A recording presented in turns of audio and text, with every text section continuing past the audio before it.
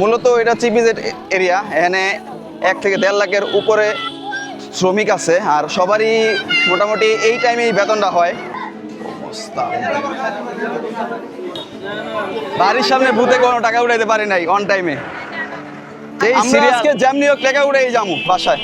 আর কি বলবো, একদিন ডিউটি করতে যত কষ্ট তার চেয়ে বেশি কষ্ট হচ্ছে কি আপনার এই ভূতে টাকা উঠানো।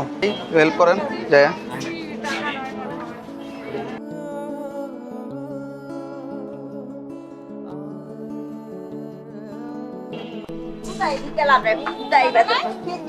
টাকা নাই, আমরা খুঁজতে আইছি, আমরা নারায়ণগঞ্জ আইছি, নারায়ণগঞ্জ থেকে আইছি টাকা উঠাইতে।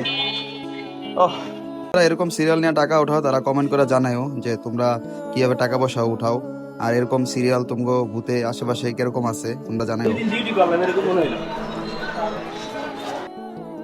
আসলে নিজের কামানো টাকা নিজে যখন তুমি ভূতে গিয়া সিরিয়াল দিয়া জার্নি করে স্ট্রাগল কইরা তুমি যখন টাকাটা উঠাইবা, তোমার কাছে মনে হইব যে তুমি একটা অন্যরকম হ্যাপিনেস পাই গেছো। আর আমরা মূলত যেই প্ল্যানটা নিয়েছিলাম এই প্ল্যানটাতে সাকসেসফুল হয়েছি, কিন্তু আমাদের অনেক ধৈর্য ধরা লাগছে, অনেক জার্নি করা লাগছে, আর অনেক স্ট্রাগল করা লাগছে। তোমরাই তো দেখছো এই ভিডিওতে আমরা কয়েকটা ফেল মারছি, আর ফেল মারার পরে ফাইনালি যখন টাকাটা উঠে বাসায় ফিরি তখন আমরা আসলে খুশিতে ভরে যাই।